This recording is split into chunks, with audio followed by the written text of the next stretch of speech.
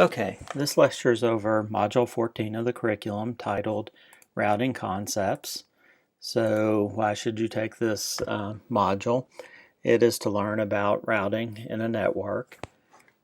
What exactly will we learn in this module? We'll talk about what path determination is, which is basically determining the best path to make it to the destination. We'll talk about forwarding packets. We'll talk about basic router configuration. We'll talk about IP routing tables, and then we'll talk about static and dynamic routing. So the first thing is path determination, and like I said, that's determining the best route for a packet to go based upon a router's routing table. That's one of the functions of a router. The other function of a router is to forward packets out the correct interface to make it along the path that was determined to be the best path. So here we have an example. We have a 192.168.1.0/24 network over here. We have a couple of routers that have a serial link between them, and over here is 192.168.3.0, which is a LAN, just like the LAN over here. So what happens is when we have a PC over here on this LAN that wants to communicate with a PC over here on this LAN, what happens is the packet goes to the router, and the router needs to determine what the next hop is going to be. So it looks at its routing table, and based on the routing table, it finds that it should go out the serial link. So it will send the packet from router 1 to router 2, and then router 2 will look at its routing table for the destination IP and determine which interface it needs to send it out, and it will send it to that LAN, and the packet will make it to the destination. One thing to mention is through most of Cisco 2, we've been talking about frames because we were working at layer 2. So frames are a layer 2 thing. Switches are a layer 2 device. When we move up to layer 3, the devices we have are routers, and we're talking about IP packets. So where we've been using frame a lot, we will be using the term packet now. What this means here, the best path equals the longest match. Basically, it's longest match is the least number of bits. So what happens is we match with the most leftmost bits. And that is if we have like a /24, a /26, and a /28 that may all match. We want to go with the longest match, and we'll see examples of that. So here for IP version 4, we're trying to make it to 172.1 or 16.0.10. And here we have a /12, a /18, and a /26. So the longest match means we have the most bits that match from the left, or the least number of bits from the right, whichever way you want to look at it. I like saying starting at the beginning, it's the longest match that we have. So if these 3 entries were in our routing table, it's going to choose entry 3 and do whatever is specified for that. Likewise, for IP version 6, here we have a 40-bit match. Here we have 48. Here we have another entry in the routing table that doesn't match at all. So we're going to take route entry number 2 and go wherever the routing table tells us to go. So here we have a much larger topology to look at. So router 1 is highlighted, so we're going to be focusing on that. But we have several LANs that are directly connected to this router, and then the ones over here in this blue or green color are labeled remote networks. That's because they are not directly attached to router 1. So what happens is when we talk about directly connected networks for router 1, that's going to be 1.0, 2.0, and 3.0. And then also the addresses in IP version 6 would also be considered directly connected networks. The other thing that we talk about here is the remote networks. And again, they're going to be in this blue-green color. And we're going to know how to get to them either based upon a static route that is manually configured or hard-coded on the router, or a dynamic route that was learned by a routing protocol that exchanges information and sends out updates as to what the topology looks like and what the routing table should be. And then the last thing they're going to talk about is the default route, sometimes referred to as the next hop router. So what happens is if we have a routing table and we need to know how to get to the next hop to get to one of these remote networks, it's either going to have an IP address listed as 0.0.0.0 or : 0 or simply : the shortest address there is in IP version 6. So like we talked about in Cisco 1, an IP address of all zeros in the context of an IP address for a device means it hasn't been assigned yet, but in the context of a routing table means that it is the default route. So 14.1.7 is a check your understanding on path determination. You can of course do that on, and we'll go to the second major function of routing, which is packet forwarding. So basically we have a process that we go through. I'll make this a little larger. Routing is based upon the destination IP address. So we take the destination IP address and we compare it to the routing table. Now, most of the time we are going to find the IP address or an entry that matches that's either on a directly connected network, which in that case we would send it out the interface that network is connected to, or it's going to be an IP address on a remote network. And what happens in that case is we look up the next hop router from the routing table and send it to the next hop. And then in some cases, if there's no matching route, normally we would send it out the default route, but if there's no default route listed, then we simply throw the packet away because we don't know what to do with it.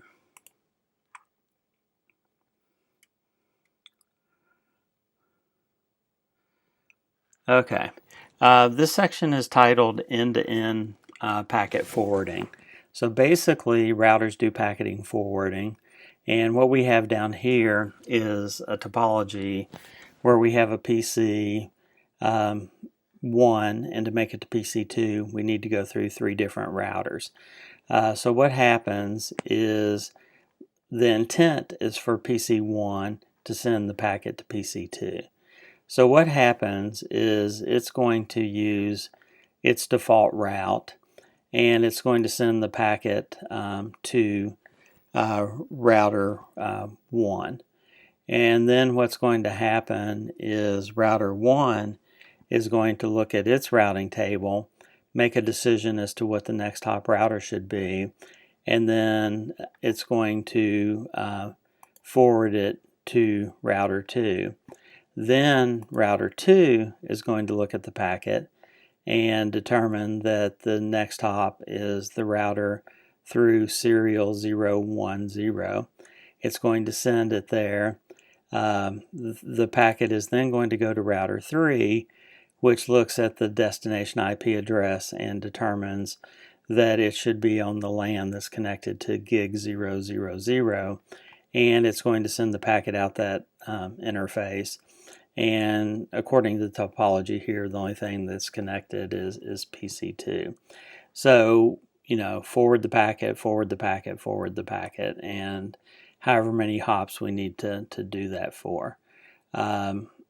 So if we look at the animation for each of these, it will actually show what I talked through, which is going through and matching the routing table entries. So here it's trying to make it to 4.10. The 4/24 network is directly connected out fast 0, 0. So that's where it would send the packet.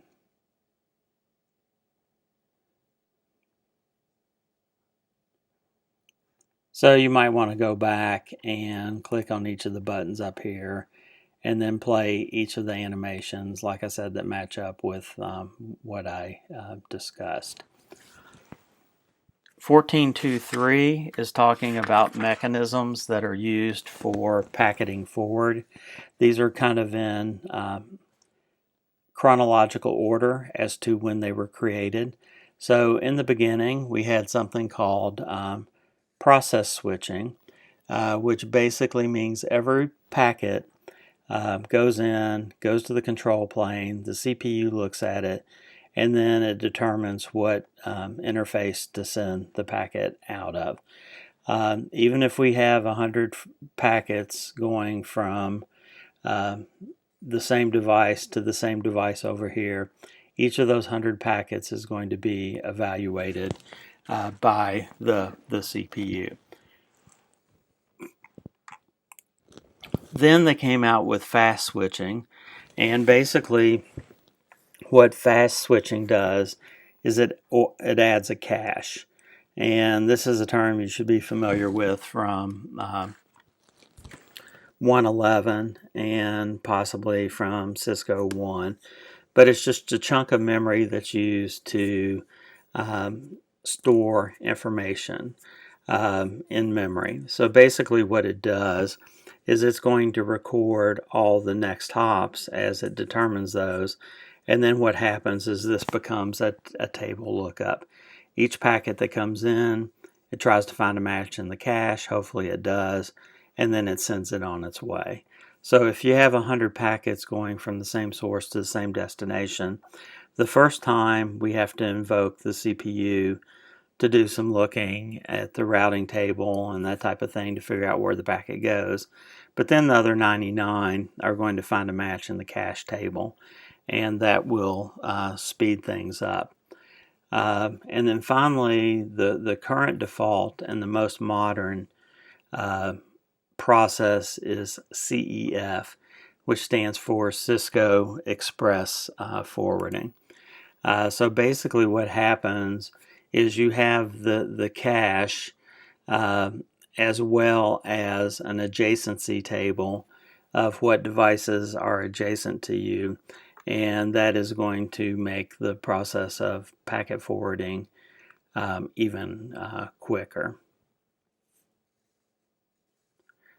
So 14.2.4 is a check your understanding on packet forwarding. Like I said, the second major function of a router. So what we're going to do now is move on to 14.3, which is some basic router configuration. A lot of these commands we've seen in the past, but they're going to group them together. So here we have a fairly large topology. We have two LANs connected to a router, which is connected to another router, which is connected to two more LANs, and then also goes to a router that connects us to our ISP.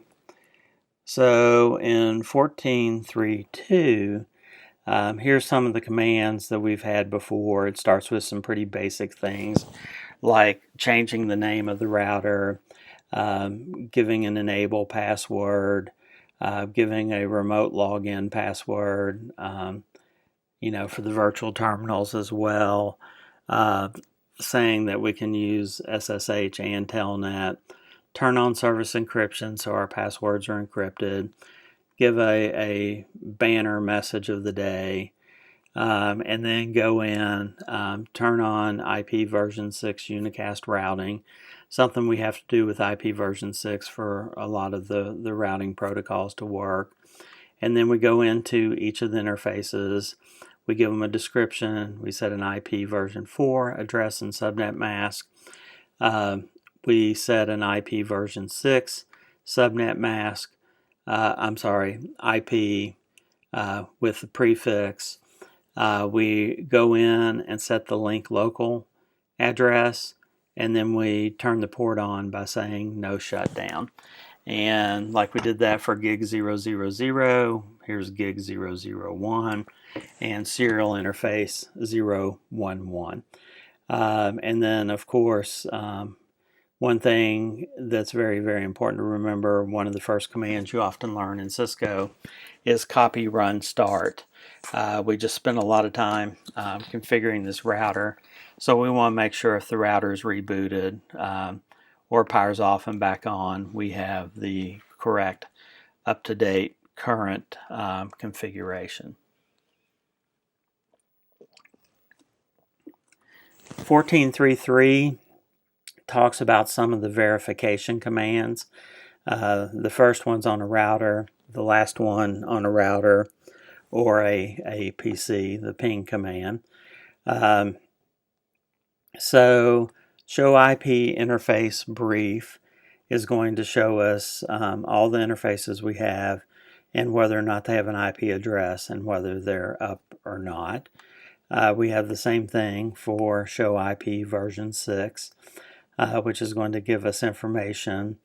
Again, the global unicast address, the link local address for each port if it's configured, and whether that connection or that interface is up or down. Show running config interface, and then giving an interface is going to give you the information for that particular interface. So the section from the running configuration that deals with, in this case, gigabit 000. Another router command is show interface, and then actually give an interface. It's going to give you some configuration information, and it is also going to give you some statistics and some counters related to traffic on that particular interface. Show IP interface is going to go through and concentrate mostly or exclusively on things related to IP and ICMP on a particular interface. Same thing for IP version 6. Show us IP information on the particular interface that we specified. We have show IP route, which is going to show our routing tables so we can make sure they look reasonable and see whether the IP address was directly connected or not, and whether or not our default gateway is set. And then we can look at our IP version 6 route tables by using show IPv6 route. So that shows us the routing table as well. And then finally down here, the ping command. In this case, it's from a router. We can ping either an IP version 4 address or an IP version 6. There's no separate command. It looks at the format of the IP address and determines should it use IP version 4 or should it use IP version 6, or more accurately ICMP version 4 or ICMP version 6 to send the ping.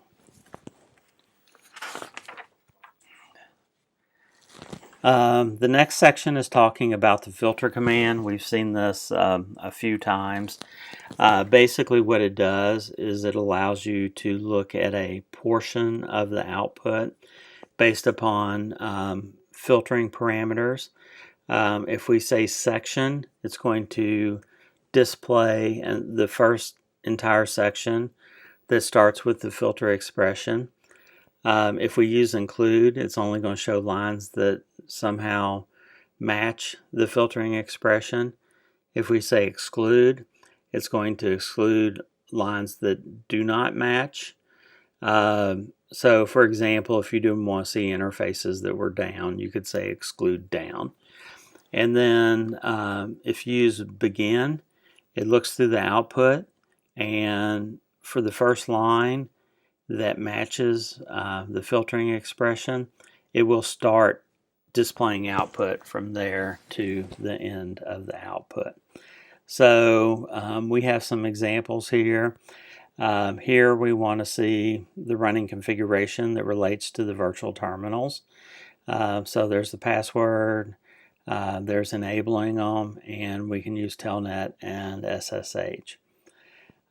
Here is where we're saying I want to see all the IP version 6 interfaces that are up. So in this case, there are 3. I think in the example we saw before, there were 6 lines total. 3 of them are down. Here are the 3 that are up. Here we want to show IP interface brief, but we don't care about interfaces that have unassigned addresses. We just want to see which ones have IP addresses and may potentially be up and running. And then here we're going through our show IP route, but we're not going to start displaying output until we see the word gateway. So right here we have gateway of last resort is not set. So we get that line of output, and then we get all the other lines of output from the route table.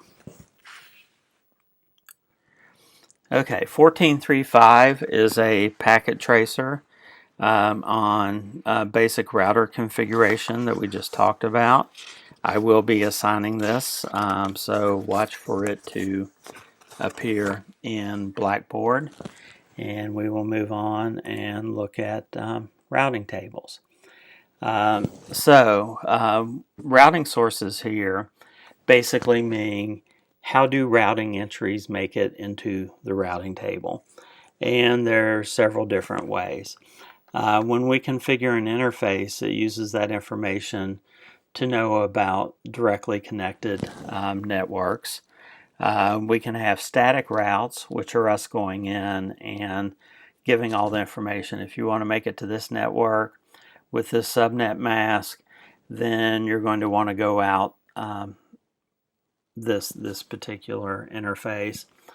And then the third way is we have many dynamic routing protocols that are going to exchange routing information. And when a router sees these messages, it potentially uses that to dynamically add entries to its routing table.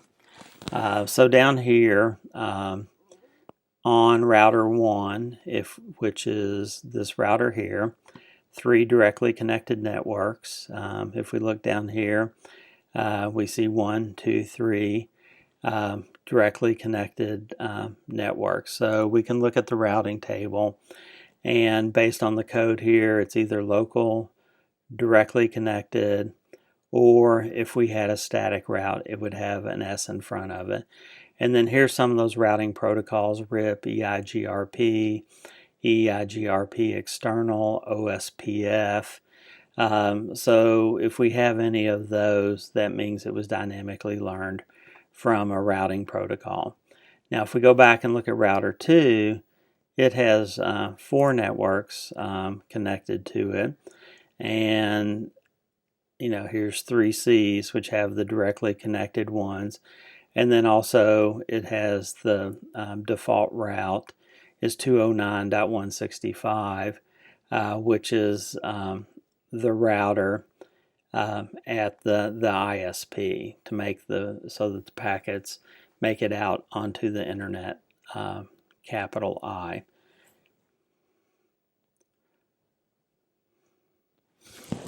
1442 is titled Routing Table Principles. So this is really telling you facts about the routing process and, in this case, the routing table. So every router has its own routing table, and decisions on where to forward a packet are solely based on that router's routing tables. In the topology where we have router 1 and router 2, over here they're saying router 1 has no idea what's in the routing table on router 2.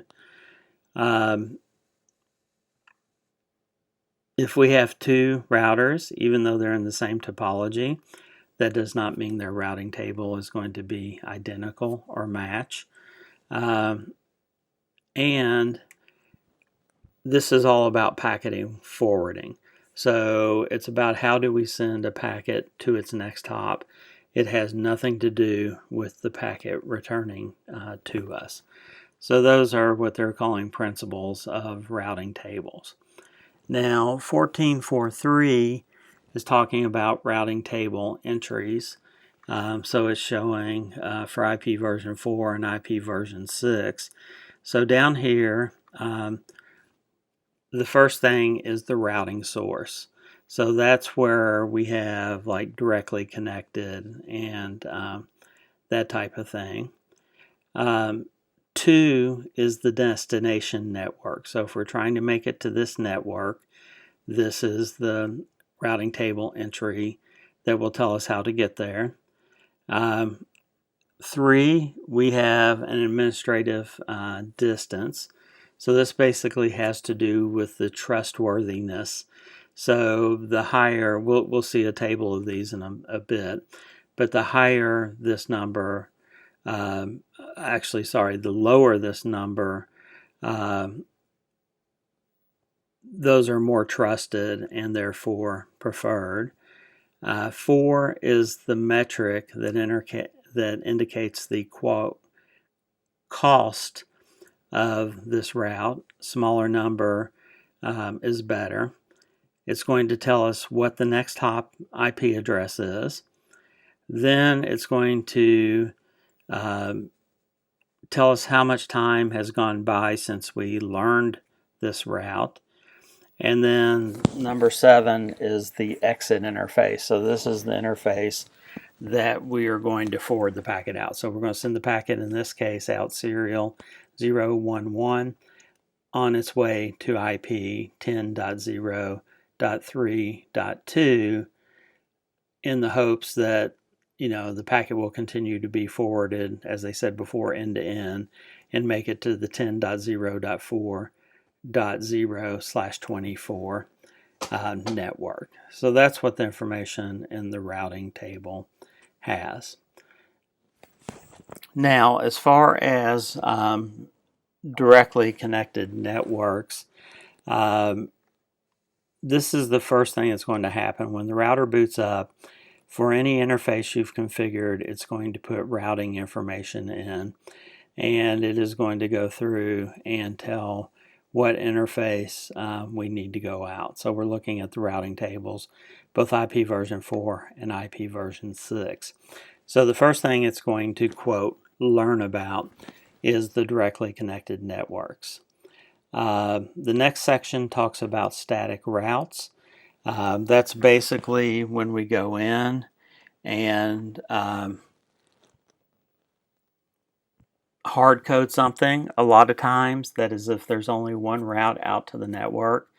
For example, I used to have a situation, back in the 1990 plus or minus, where I had a machine in my office that was on the internet. This was before you had broadband at home. You had dial-up modems. So I had a TCP/IP enabled workstation, a Next machine in my home. And what happens is I would dial up using PPP, which is point-to-point protocol. And on my machine at home, I had a static route that basically said any packet that's not destined for this machine goes to this IP address. which was my machine in my office. And then once it was on my machine in the office, it had its own routing tables that could route the packet out on the internet, capital I, wherever it needed to send it. So here they're talking about the primary uses of static routes. It says you can manage the routing table yourself on small networks. So you're going to actually have to log in and manipulate each router. But if you have a small number, that's not a big deal. If it uses a single default route, which is the example I just gave you, and if it routes to and from stub networks, that can be done by configuring. So everything here would go to router 1. And then that is the end of the networks. We have different networks here. So that's when you could use static routes. In the routing table, the way you add a static route is you say IP route. You give the remote network address and the subnet mask, and then you give it the IP address of the next hop router. Same thing for IP version 6.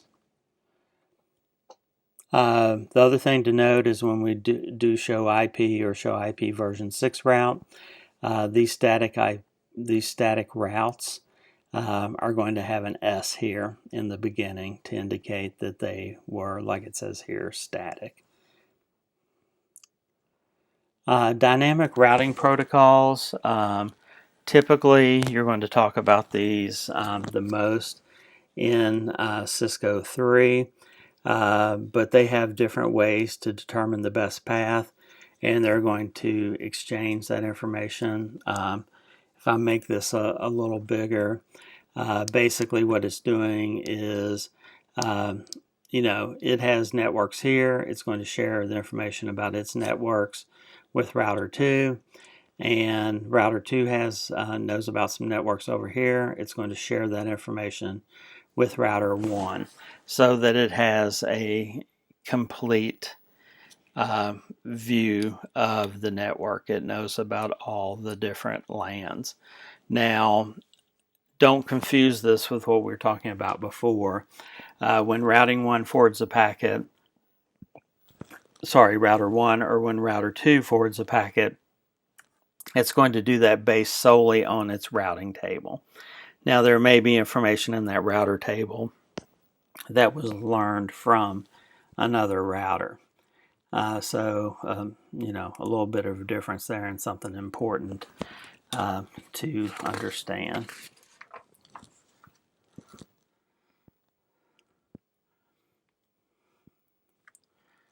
So here we're talking about dynamic routes.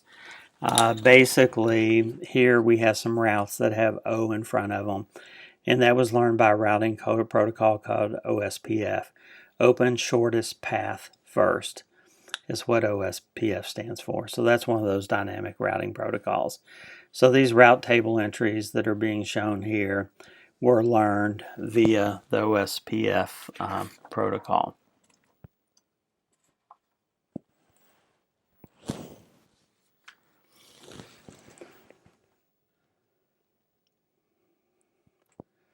Okay, the default route, go down here and enlarge that.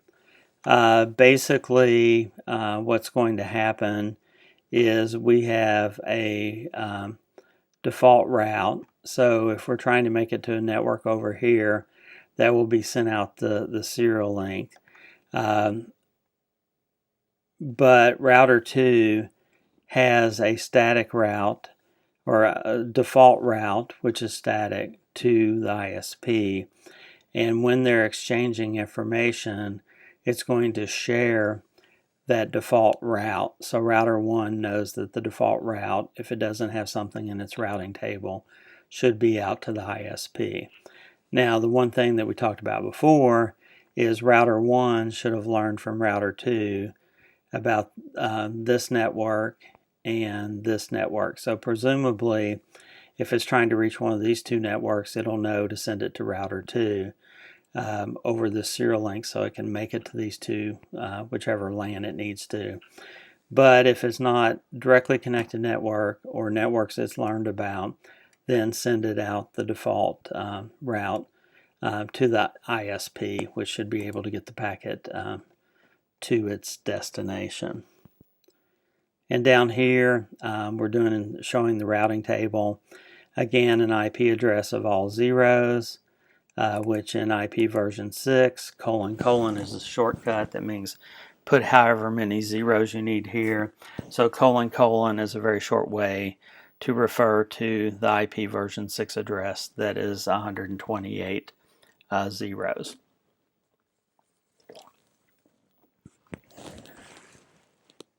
Okay, 14.4.10 is talking about an IP version 4 routing table.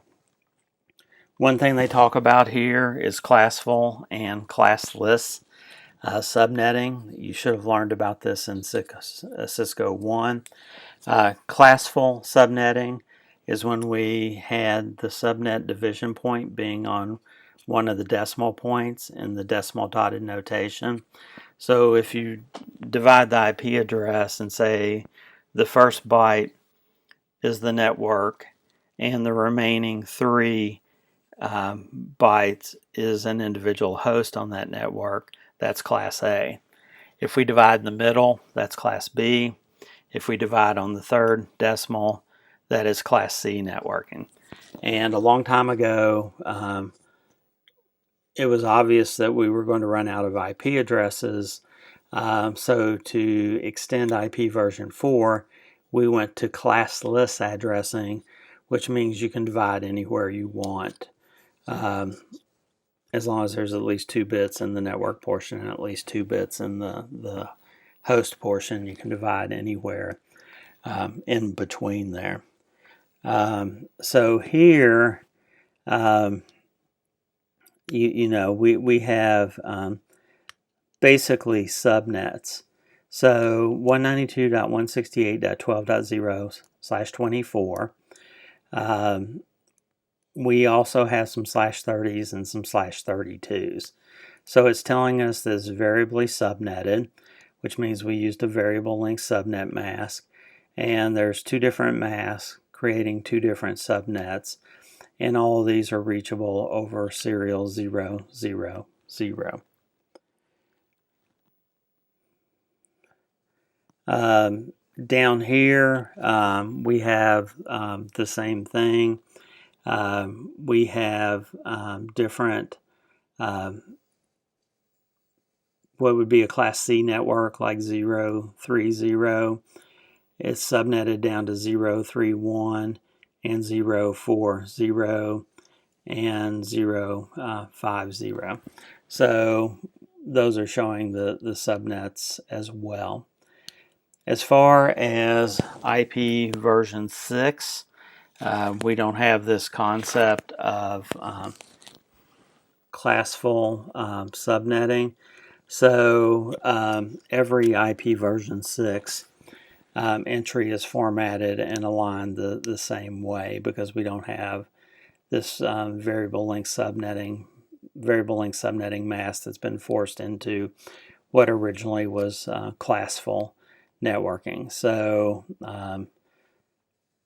that is a little bit simpler to deal with. Okay. 14.4.12, we talked about administrative distance a little bit a moment ago. Again, the administrative distance is the trustworthiness of a route.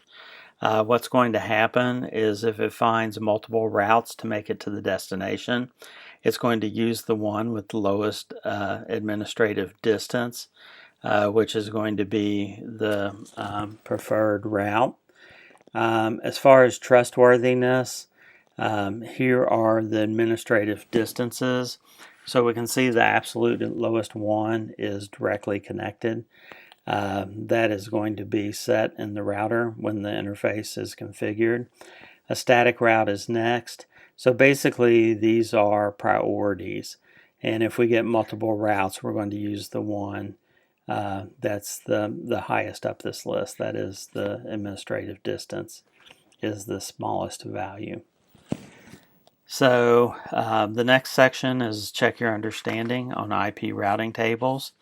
You can look at that on your own, and we'll move on to the last section that has content, which is 14.5, static and dynamic routing. So they're basically asking the question, should we use a static route or should we use a dynamic route? So in these scenarios, when you're forwarding packets out the default route to the ISP, if you're going to something that's outside your routing domain,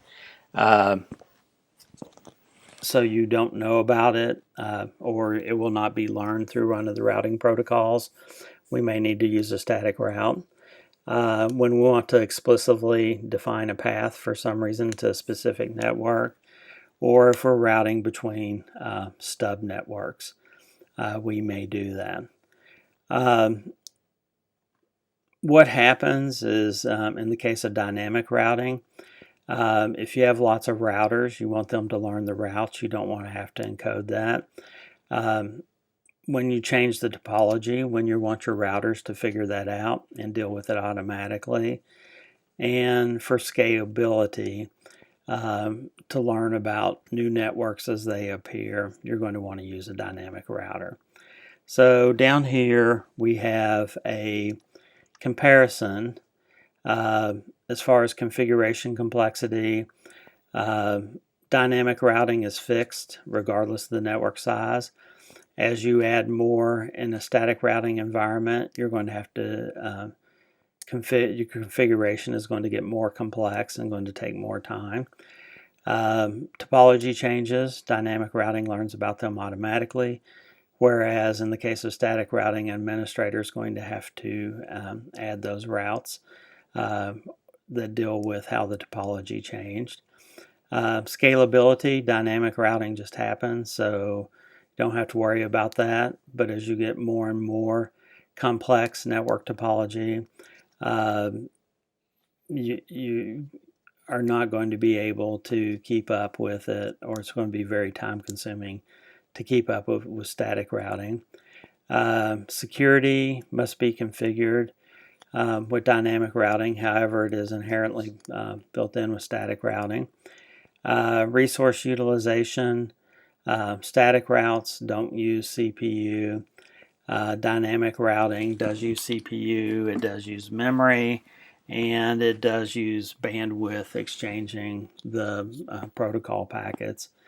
And then path predictability.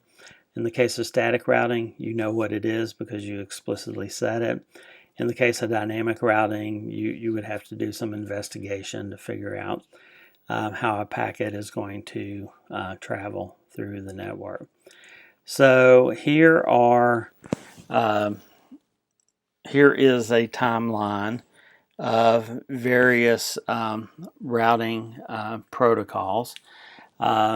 I actually learned something from this. I was pretty confident that RIP was the very first routing protocol, but it was actually the third. And it goes all the way to protocols that were created in 2008. So almost 30 years worth of evolution of routing protocols. Down here we have different things that talk about this. So IGP, interior gateway protocols, they exchange routing information within a routing domain. And basically what a routing domain is a collection of LANs and routers that are administered by a single organization. External gateway protocols come from organizations outside yours. We have these that are divided between distance vector, link state, and path vector. Distance vector is hop count. So RIP version 2 and EIGRP use hop count to figure out what the best path is. OSPF and ISIS, these are link state protocols. They use reliability and metrics to decide the best way to forward a packet. And then BGP is a path vector. Basically, it looks at the destination network, the next hop, and the path all the way to the destination to determine what's going to be the best way to forward the packet.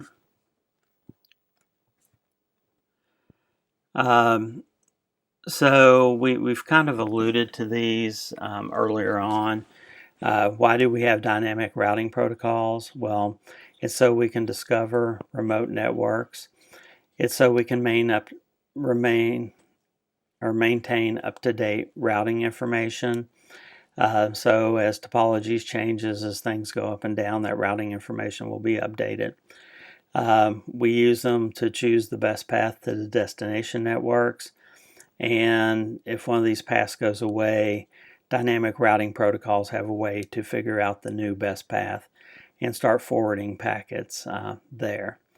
As far as the main components, we have data structures, which are going to be the metrics, the routing tables, that type of thing that are kept in memory.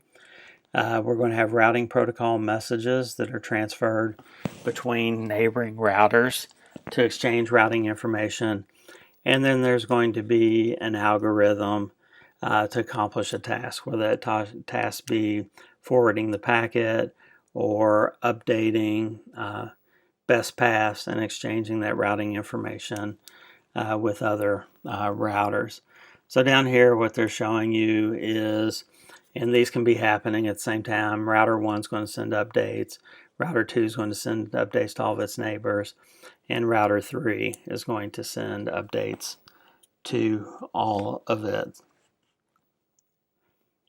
As far as the best path determination, again, as we pointed out in the previous table, there are different things to do that. In the case of RIP and other distance vector protocols, we're going to do this based on a hop count. And what it's going to do is, if you have multiple ways to make it to the destination, it is going to use the one that has the least number of hops. That is the least number of routers to pass through. OSPF, like I said before, open shortest path first. We have a metric cost that is based upon the bandwidth from the source of destination. Faster links are preferred, therefore have lower cost. And then in the case of EIGRP, it's going to calculate metrics based on slowest bandwidth and delay values, and may also include load and reliability. So what they're showing you here is a topology from PC1 to PC2 that we have multiple ways we can go through and do that. So the first thing we're going to do is do hop count. So if we do hop count, that packet just traveled through the network through the least number of routers. If we went this way, so the hop count here is 1, 2, 3. Here it would be 1, 2, 3, 4. So it's going to take the shortest path. Now, if we look at a routing protocol that uses cost, or in this case bandwidth, these are gig links. Each of these links is 10 times faster than this 100 megabit link. So even though it's extra hops, it's going to get there much quicker because there's much more bandwidth in this route. In the case that we have more than one path to a device here. Notice all these are 52 megabits per second. We can do something called load balancing, which means we're going to pass packets in different routing paths so that they can go through and hopefully get it to make it to the destination much quicker. For all routing protocols, with the exception of EIGRP, load balancing will only be done for equal cost paths. 1456 is a check your understanding on dynamic and static routing. You can do that on your own. And we'll move on to the module practice and quiz. So what did you learn in this module? You need to read through this, make sure you understand all the concepts mentioned.